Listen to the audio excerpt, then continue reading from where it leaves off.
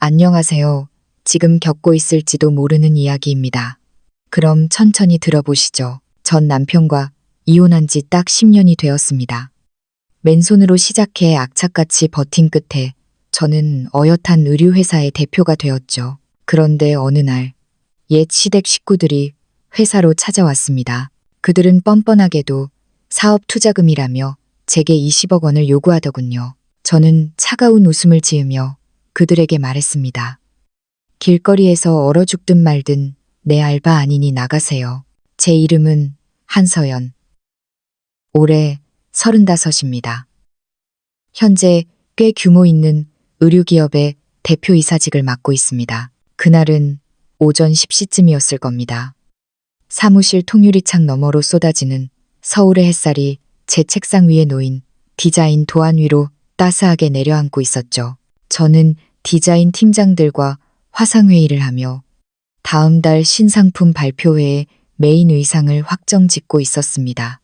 그때였습니다. 비서인 김대리가 조심스럽게 노크를 하고 들어오더군요. 김대리의 얼굴에는 난처한 기색이 역력했습니다. 대표님. 김대리가 제 책상 옆으로 다가와 목소리를 낮췄습니다. 1층 로비 안내 데스크에서 연락이 왔는데 세 사람이 대표님을 찾아왔답니다. 고향 친척이라면서 무조건 올라와서 대표님을 만나야겠다고 고집을 피운다네요. 막무가내라 직원들이 곤란해하고 있습니다. 손에 쥐고 있던 펜이 멈칫했습니다. 미간이 저절로 찌푸려졌죠. 고향 친척이라니 부모님은 이미 5년 전에 서울로 모셔와 시내의 전망 좋은 아파트에서 편안하게 지내고 계십니다. 고향에는 왕래조차 없는 먼 친척 몇 분이 계실 뿐인데 정말 친척이라면 미리 전화를 주셨겠죠.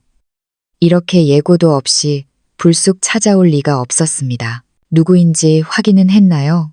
저는 마이크를 잠시 끄고 회의를 중단시킨 뒤 김대리를 쳐다보았습니다. 김대리는 고개를 저으며 한숨을 내쉬었습니다.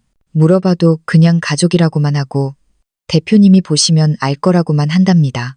안내 데스크에서 출입을 막으니 1층 로비에서 큰 소리로 떠들며 난동을 부리고 있대요.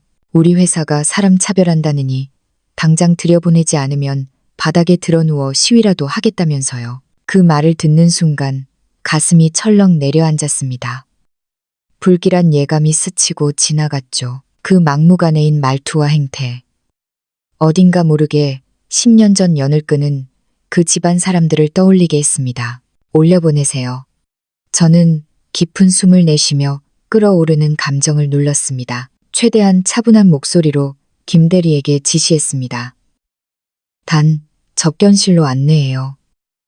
제가 곧바로 가겠습니다. 김대리가 알겠다며 나가자 저는 화상회의 화면을 끄고 의자 깊숙이 몸을 기댔습니다. 손가락이 무의식적으로 책상을 톡톡 두드렸습니다. 10년, 꼬박 10년이 지났습니다. 내 평생 다시는 그들과 얽힐 일이 없을 거라 생각했는데 도대체 어떻게 여길 알고 찾아온 걸까요? 저 한서연은 강원도 어느 시골 마을의 평범한 집딸이었습니다.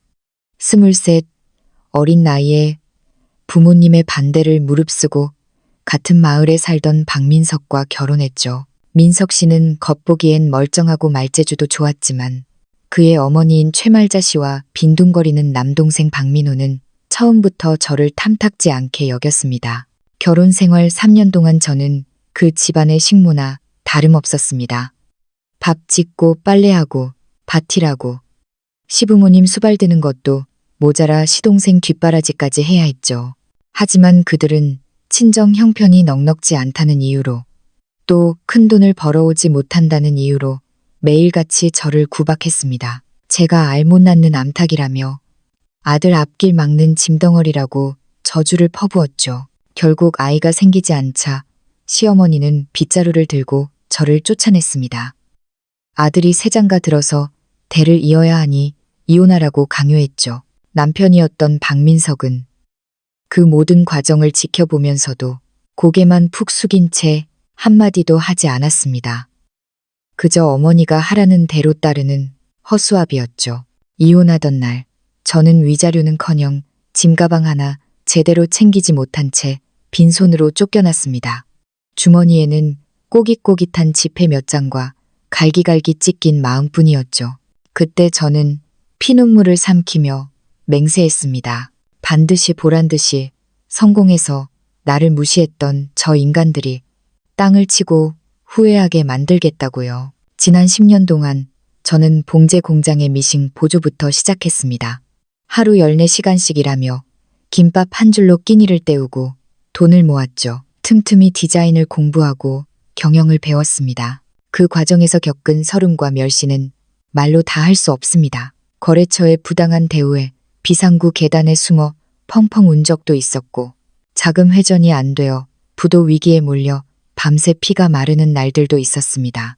하지만 그때마다 문전박대당했던 그날의 치욕을 떠올리며 이를 악물고 버텼습니다. 하늘은 스스로 돕는 자를 돕는다고 했던가요. 이제 제 회사는 수백 명의 직원을 거느리고 전국에 매장을 둔 탄탄한 기업으로 성장했습니다. 저 역시 촌티나던 시골 며느리에서 누구나 부러워하는 한 대표가 되었죠. 내 집과 차도 생겼고 부모님께 효도하며 평온한 삶을 살고 있었습니다. 그 지옥 같던 과거는 까마득한 옛날 이야기라고 생각했는데 그들이 제 발로 찾아온 겁니다. 저는 정장을 매무새를 가다듬고 거울 속 제 모습을 확인했습니다. 머리카락을 쓸어 넘기며 깊게 심호흡을 했습니다. 그리고 접견실을 향해 당당하게 걸어갔습니다. 그들이 무슨 목적으로 왔든 저는 더 이상 두렵지 않았습니다. 지금의 저는 그들에게 속수무책으로 당하던 10년 전의 한서연이 아니니까요. 접견실 문 앞에 다다르자 안에서 날카로운 여자의 목소리가 들려왔습니다. 역시나 전 시어머니 최말자 씨의 목소리였습니다. 이야, 회사 으리으리한 거 봐라. 서연이 이 기집애가 진짜 돈방석에 앉았나 보네. 내가 그럴 줄 알았다니까. 걔가 독한 구석이 있어서 돈은 잘 벌 줄 알았어. 성격이 너무 드세서 그렇지. 문을 열고 들어가자 소파에 앉아있는 세 사람이 한눈에 들어왔습니다. 전 시어머니 최말자, 전 시동생 박민호, 그리고 전 남편 박민석. 최말자 씨는 화려한 꽃무늬 점퍼에 라면처럼 뽀글거리는 파마머리를 하고 얼굴에는 하얗게 분칠을 한 채 짝퉁이 분명해 보이는 금목걸이를 목에 걸고 있었습니다. 침을 튀겨가며 옆에 앉은 박민호에게 떠들어대고 있더군요. 박민호는 여전했습니다. 나이를 어디로 먹었는지 머리는 샛노랗게 염색하고 찢어진 청바지를 입은 채 껌을 짝짝 씹으며 스마트폰만 들여다보고 있었습니다. 건들거리는 태도는 예나 지금이나 똑같았습니다. 그리고 소파 옆에 어정쩡하게 서 있는 박민석. 색 바랜 점퍼를 입은 그는 머리카락이 희끗희끗했고 눈가엔 주름이 자글자글했습니다. 제 나이보다 훨씬 늙어 보이는 초라한 몰골이었습니다. 그가 저를 보자마자 눈빛이 흔들리더니 황급히 고개를 숙였습니다. 이 셋을 실제로 마주하니 마지막 남은 일말의 희망마저 사라졌습니다. 정말 그들이었습니다. 최말자 씨는 저를 보자마자 소파에서 벌떡 일어나 가식적인 미소를 얼굴 가득 띄우며 다가왔습니다. 제 손을 덥석 잡으려 하더군요. 아이고, 우리 며느리. 서연아, 이게 얼마만이니 그동안 정말 잘 지냈나 보구나. 이 착깔 좀 봐라. 역시 넌 대단해. 저는 본능적으로 몸을 피했습니다. 허공에 멈춘 그녀의 손과 함께 얼굴의 미소가 잠시 굳어졌지만 이내에 다시 그 뻔뻔한 아부성 웃음을 지어 보였습니다. 아이고, 서연아, 오해하지 마라. 최말자 씨는 손을 비비며 말했습니다. 우리가 뭐 다른 뜻이 있어서 온 게 아니고 하도 오래 못 봐서 궁금하기도 하고 보고 싶어서 왔지. 저는 차가운 코웃음을 치며 맞은편 1인용 소파에 다리를 꼬고 앉았습니다. 무릎 위에 깍지 낀 손을 올리고 그들을 서늘하게 내려다보았습니다. 보고 싶으셨다고요? 10년 전 저를 쫓아낼 때는 안 보고 싶으셨나 봐요. 이제 제가 좀 살만해지니까 갑자기 보고 싶어지셨나 보죠. 제 목소리에는 온기라곤 조금도 없었습니다. 그들을 보는 순간 10년 전의 억울함과 수모가 파도처럼 밀려왔기 때문입니다. 최말자 씨의 얼굴이 울그락불그락해지더니 헛기침을 했습니다. 에이, 서연아. 다 지나간 일을 뭘 또 꺼내고 그러니. 다 한 가족끼리 살다 보면 그럴 수도 있는 거지. 가족끼리 무슨 원수를 진다고. 가족이요? 저는 눈썹을 치켜 올렸습니다. 최말자 씨. 우리는 남남이 된 지 오래입니다. 10년 전 빗자루 들고 저를 내쫓으며 이혼 강요하실 때는 가족 아니라고 하시더니 돈 냄새 맡으시니까 이제 와서 가족 타령이십니까? 그때 스마트폰만 보던 박민호가 짜증스럽다는 듯 입을 열었습니다. 아, 형수님. 말이 너무 심하시네. 그때 엄마가 잠깐 정신이 없어서 그러신 거지. 그리고 부부싸움 안 하는 집이 어딨어. 이제 성공했으면 좀 쿨하게 넘어가시지. 안del하게 옛날 일 들먹거리고 그래요. 저는 박민호를 경멸 어린 눈빛으로 쳐다보았습니다. 내가 너희 집 식모 노릇할 때, 새벽부터 밤까지 뼈 빠지게 일할 때, 너희 가족들 내 등골 빼먹으면서 희희낙낙하던 건 기억 안 나니? 나한테 욕하고 손찌검하고 엄동설안에 내쫓은 게 춥춤한 일이야. 박민호는 제 기세에 눌려 입을 다물었습니다. 얼굴이 붉어진 채 우물쭈물하더군요. 그때까지 침묵하던 박민석이 고개를 들고 쉰 목소리로 말했습니다. 서연아, 미안해. 그때는 내가 정말 잘못했어. 그동안 정말 많이 후회하고 보고 싶었어. 저는 그를 보며 어떤 감흥도 느끼지 못했습니다. 후회? 이제 와서 후회가 무슨 소용이야. 그때 내가 남편으로서 쥐꼬리만큼의 책임감이라도 있었다면 내가 네 어머니한테 그 꼴을 당하진 않았겠지. 박민석 씨, 이제 와서 그런 소리 역겨우니까 그만두고 본론이나 말해요. 여기 왜 왔어요? 돈 때문이죠. 분위기가 험악해지자 최말자 씨가 급히 끼어들었습니다.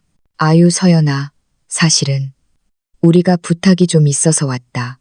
너도 알다시피 내 시동생 민호가 나이가 몇인데 아직 자리를 못 잡았잖니. 근데 이번에 아주 기가 막힌 투자 아이템이 있는데 딱 초기 자금이 좀 부족해서 말이야.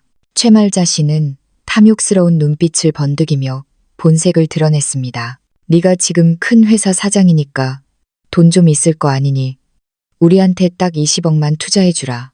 사업 성공하면 이자 쳐서 갚을게. 응, 20억. 너한테는 껌값일 거 아니냐. 20억. 그 액수를 듣는 순간 저는 어이가 없어서 웃음이 터져 나왔습니다. 하하하, 크게 소리내어 웃었습니다. 정말이지 대단한 집구석입니다. 사람을 그렇게 비참하게 짓밟아 놓고 뻔뻔하게 20억을 내놓으라니요. 한참을 웃다가 눈물이 찔끔 나올 정도가 되어서야 웃음을 멈추고 차갑게 정색했습니다. 20억이라. 최말자 씨, 박민호 씨, 그리고 박민석 씨. 내 돈이 하늘에서 뚝 떨어진 줄 아세요? 아니면 내가 10년 전처럼 바보 천치라서 시키는 대로 다 퍼줄 거라고 생각하세요? 최말자 씨의 표정이 굳어졌습니다. 말투도 거칠어졌죠. 야, 한서연. 말이 너무 심하잖아. 그래도 한때 한솥밥 먹던 사이인데 상부상조하는 게 당연한 거 아니냐? 너 돈 많잖아. 불쌍한 시동생 적선한다. 셈치고 좀 도와주면 어디가 덧나냐. 적선이요? 불쌍해요. 제가 싸늘하게 대꾸했습니다. 내가 빈털터리로 쫓겨나 서울역 노숙자 될 뻔했을 때 당신들은 나 불쌍하게 생각했어요? 공장에서 손가락 찔려가며 밤새 일하다 쓰러졌을 때 당신들이 눈 하나 깜짝했어요? 이제 와서 돈 필요하니까 가족이고 불쌍한 척입니까? 늦었어요. 아주 많이. 저는 자리에서 일어나 그들을 내려다보며 단호하게 말했습니다. 단돈 10원 한 장도 줄 생각 없습니다. 20억, 꿈 깨세요. 200원도 아까우니까. 당장 내 회사에서 나가세요. 안 그러면 경비원 부르겠습니다.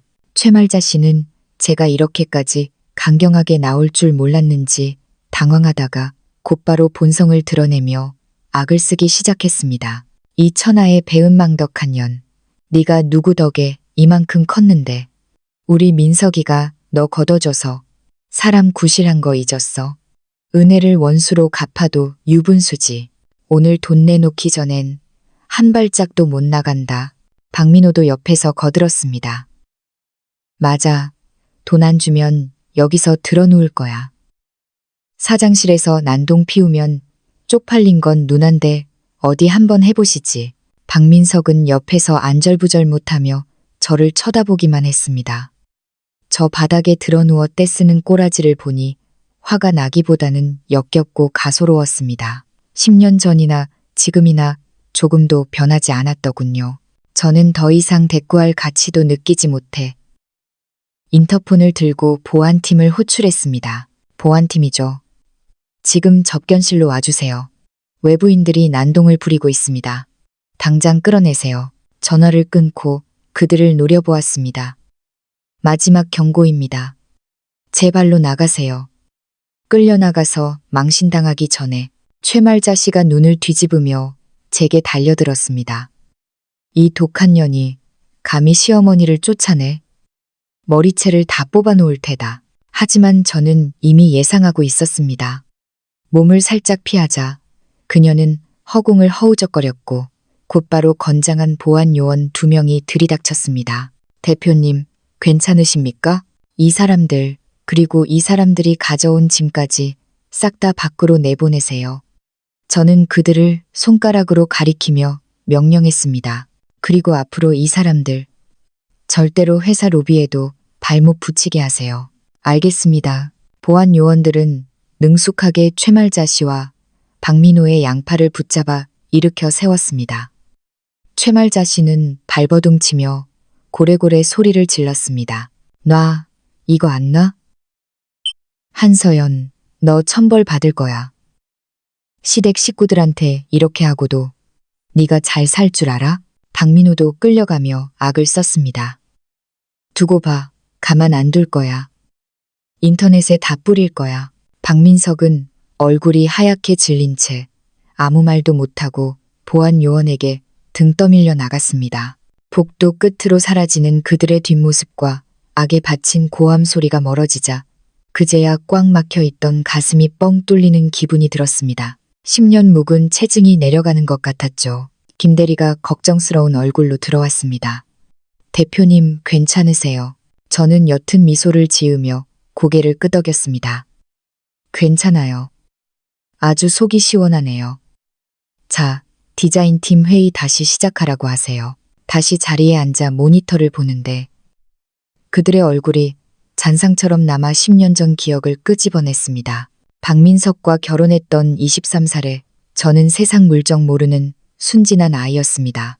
읍내 공장을 그만두고 집에 내려와 있던 저에게 마을 이장님 소개로 만난 박민석은 듬직해 보였습니다. 그는 우리 부모님께 장인어른, 장모님 하며 싹싹하게 굴었고 저는 그 모습에 넘어가 덜컥 결혼을 결심했죠. 부모님은 박민석의 관상이 좋아 보이지 않는다며 그 집안 분위기가 심상치 않다고 말리셨습니다. 하지만 사랑의 눈이 먼저는 고집을 부렸죠. 친정에서는 혼수 예단비로 2천만 원, 세탁기, 이불까지 바리바리 챙겨보냈습니다. 하지만 시댁에서는 다 쓰러져가는 촌집 하나 내어준 게 전부였죠. 결혼 첫날 밤부터 시어머니의 본색이 드러났습니다. 여자가 시집을 왔으면 죽은 귀신이 되어야 한다느니 아들을 못 낳으면 소방 맞을 줄 알라느니 저는 그래도 며느리 도리를 다하면 언젠가 마음을 열어주실 거라 믿고 죽어라 이랬습니다. 새벽 4시에 일어나 아궁이에 불 지피고 밥하고 돼지 염을 주고 하루 종일 밭에서 일하고 들어와서는 빈둥거리는 시동생 옷까지 손빨래했습니다. 박민호는 그때 고등학생이었는데 학교도 안 가고 밖에서 사고만 치고 다녔죠. 돈 안 준다고 행패를 부려도 시어머니는 사내 아이가 그럴 수도 있지 라며 오냐오냐 했습니다. 한 번은 바틀이 늦어 저녁밥을 조금 늦게 차렸다고 시어머니가 밥상을 엎으며 제 뺨을 때린 적이 있습니다. 게으른 년이 남편 굶겨 죽일 작정이냐 라며 온갖 욕설을 퍼붓는데 옆에 있던 박민석은 담배만 피우고 있더군요. 그때 깨달았습니다. 아, 이 남자는 날 지켜줄 사람이 아니구나. 우리 부모님 말씀이 맞았구나. 그 후로 시집살이는 더 혹독해졌습니다. 맛있는 반찬은 남편과 시동생 차지였고 저는 늘 찬밥 덩어리나 먹어야 했습니다. 옷 한 벌 사 입는 것도 눈치가 보여 다 늘어난 티셔츠만 입고 지냈는데 시어머니는 며느리가 돈 벌어다 준다며 읍내 나가서 비싼 옷 사 입고 자랑하고 다녔죠. 가장 견디기 힘들었던 건 아이 문제였습니다. 결혼 2년이 넘도록 아이가 안 생기자 온 동네에 제가 불임이라고 소문을 내고 다녔습니다. 병원 검사에서 저는 지극히 정상이라고 나왔는데도 시어머니는 남편 검사는 시키지도 않고 무조건 제 탓만 했습니다. 재수 없는 년이 들어와서 대가 끊긴다는 소리를 밥 먹듯이 들었죠. 남편에게 하소연해도 어머니가 손주 보고 싶어서 그러시는 건데 네가 이해해라 라는 말뿐이었습니다. 결국 사단이 난 건 결혼 3년 차 겨울이었습니다. 제가 독감에 걸려 고열로 알아누웠는데 시어머니가 박민호 빨래를 하라고 시키더군요. 아파서 못하겠다고 민호 도련님이 직접 하면 안 되냐고 했더니 불같이 화를 내며 찬물이 담긴 대야를 제 이불 위에 쏟아부었습니다. 어디서 시어머니 말대꾸야. 아픈 척 꾀병 부리지 말고 당장 나와서 빨래 안 해? 한겨울 찬물을 뒤집어 쓰고 오들오들 떨면서 저는 처음으로 소리를 질렀습니다. 못해요. 더 이상은 못 참아요. 제 반항에 놀란 시어머니는 바닥에 주저앉아 통곡을 했고 때마침 들어온 박민석은 전후 사정도 모르고 저를 타박했습니다. 너 지금 뭐 하는 거야? 어머니한테 대드는 거야? 그 순간 마음속의 줄이 툭 끊어졌습니다. 이혼해요, 우리. 제 말에 시어머니는 기다렸다는 듯 박수를 쳤습니다. 잘됐다. 알턴이 빠지네. 당장 나가. 내 아들 앞길 막지 말고. 다음 날 바로 이혼 도장을 찍었습니다. 위자료는커녕 재산 분할도 못 해주겠다는 각서에 지장을 찍으라고 강요했고 저는 그 지긋지긋한 곳을 탈출하고 싶어 다 포기하고 나왔습니다. 눈 내리는 법원 앞에서 박민석은 미안하다 한마디만 남기고 뒤돌아섰습니다. 그 길로 서울행 기차를 탔습니다. 주머니엔 꼬깃한 돈 몇 푼이 전부였죠. 서울역 근처 쪽방을 전전하며 식당 설거지, 공사장 한밭집 일, 닥치는 대로 했습니다. 그러다 다시 봉제 공장에 들어갔고 밤에는 잠을 줄여가며 디자인을 공부했습니다. 공장 사장님께 혼나고 무시당하고 서러워서 온 날이 하루 이틀이 아니었습니다. 하지만 그때마다 최말자 씨의 도끼 어린 얼굴을 떠올리며 버텼습니다. 그렇게 10년 저는 성공했습니다. 이제는 누구도 저를 무시할 수 없게 되었죠. 그런데 그들이 다시 나타난 겁니다. 며칠 뒤 우려했던 일이 벌어졌습니다. 중요한 계약건으로 외부 미팅 중이었는데 사무실 문이 쾅 열리더니 최말자 씨 일당이 들이닥쳤습니다. 보안 요원들이 막으려 했지만 최말자 씨가 문틀을 붙잡고 늘어지는 바람에 소란이 벌어진 겁니다. 누구 맘대로 못 들어가게 해. 내가 여기 사장 시어머니야. 거래처 대표님이 놀란 눈으로 저를 쳐다보았습니다. 저는 정중히 양해를 구하고 김 대리에게 손님을 다른 방으로 모시게 했습니다. 사무실에 우리만 남게 되자 저는 표정을 싹 바꿨습니다. 경찰 부르기 전에 나가세요. 영업 방해로 고소당하고 싶어요. 최말자 씨는 바닥에 주저앉아 대성통곡을 시작했습니다. 아이고, 내 팔자야. 며느리 잘 되라고 빌어줬더니 이제 와서 시어머니를 문전박대하네. 이 배은망덕한 년아. 20억 내놓기 전엔 나 여기서 죽어버릴 거야. 박민호도 거들었습니다. 누나, 진짜 너무하네. 우리가 오죽하면 이러겠어. 누나 돈 많잖아. 그 돈 싸 짊어지고 갈 거야. 가족끼리 좀 나누면 덧나? 가족? 제가 코웃음을 쳤습니다. 누가 가족이야. 너희는 내 피 빨아먹으려는 거머리일 뿐이야. 20억? 10원도 못 줘. 그리고 민호 너 빚쟁이들한테 쫓긴다며. 그 빚 내가 갚아. 사지 멀쩡한 놈이 왜 남한테 손을 벌려. 박민석이 슬그머니 나서며 애원했습니다. 서연아, 제발. 민호가 이번에 사채를 좀 썼어. 이대로면 쟤 정말 큰일 나. 한 번만 도와주라. 내 얼굴 봐서라도. 내 얼굴? 네가 나한테 무슨 낯짝이 있다고 얼굴을 들이밀어. 제가 소리쳤습니다. 당장 안 나가면 경찰 불러서 너희 셋 다 유치장에 쳐넣을 거야. 그리고 너희가 여기서 난동 피우는 거 CCTV에 다 찍혔어. 인터넷에 올려서 전국적으로 망신당하고 싶지 않으면 썩 꺼져. 경찰, 인터넷, 망신이라는 단어에 그들은 흠칫했습니다. 특히 박민호는 사채업자들 눈에 띄면 안 되는 상황인지 슬금슬금 뒷걸음질 쳤습니다. 두고 봐. 내가 이대로 물러날 줄 알아? 내가 피눈물 흘리게 해줄 거야.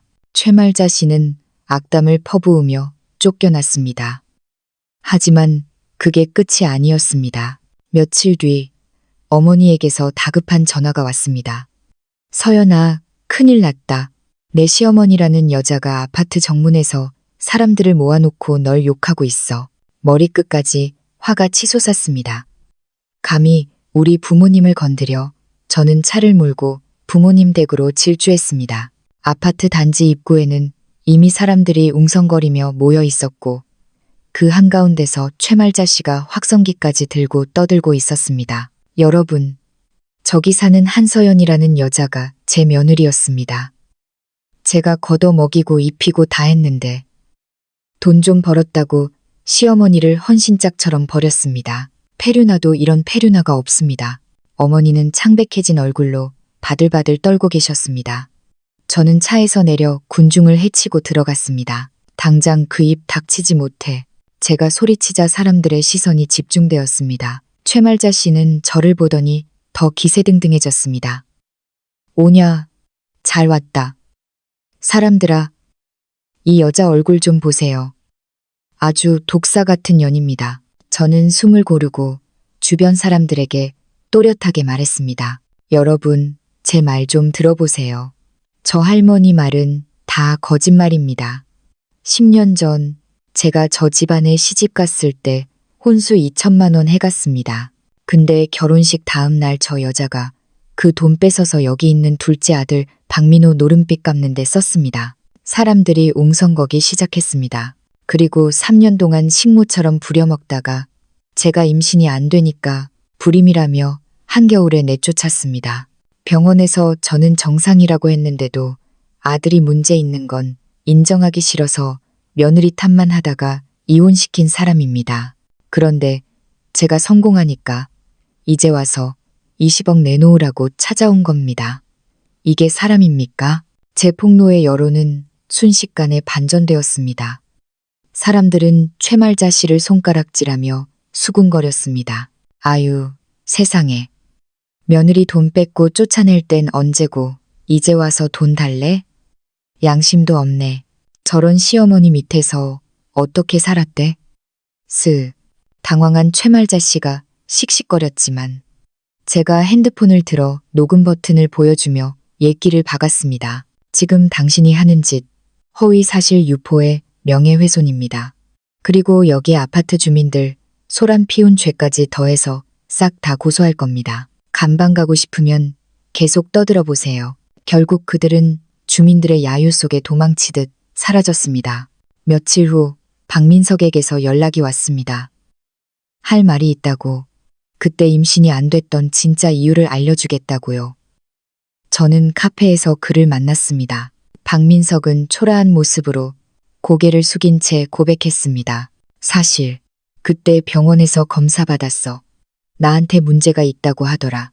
무정자증이라고. 짐작은 했지만 직접 들으니 허탈했습니다. 그래서 네가 고자라는 걸 숨기려고 나를 불임 환자로 만들어서 쫓아낸 거야?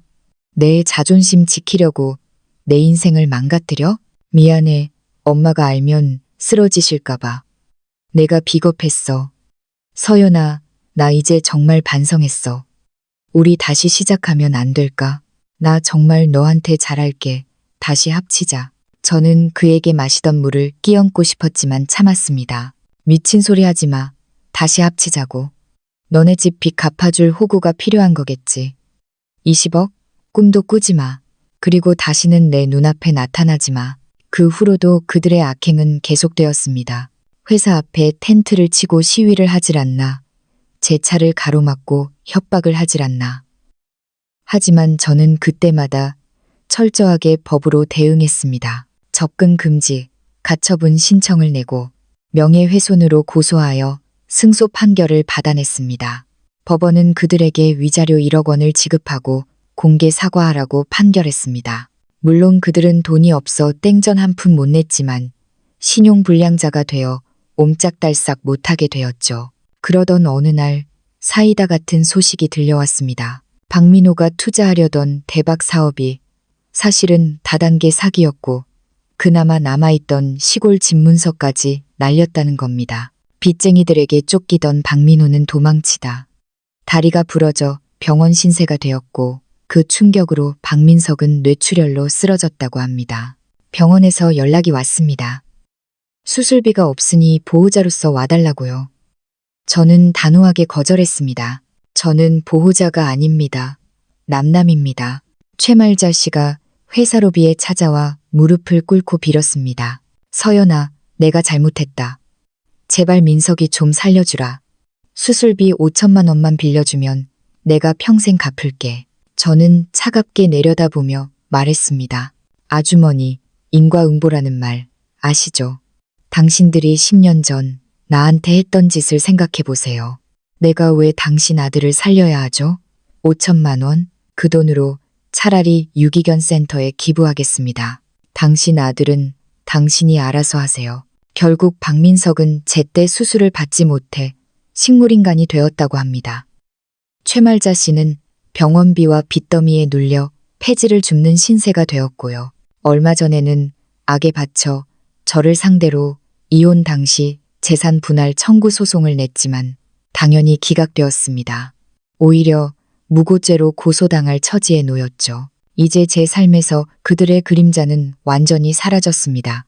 가끔 그때를 생각하면 씁쓸하기도 하지만 그 고통이 있었기에 지금의 강한 제가 있다고 생각합니다. 혹시 지금 억울하고 힘든 일을 겪고 계신 분이 있다면 제 이야기가 조금이나마 위로가 되었으면 좋겠습니다. 참고 견디다 보면 언젠가 반드시 벼뜰 날이 옵니다. 그리고 나를 괴롭히던 사람들은 반드시 그 대가를 치르게 되어 있습니다. 여러분 부디 강해지세요. 그리고 행복해지세요. 그것이 최고의 복수입니다. 감사합니다.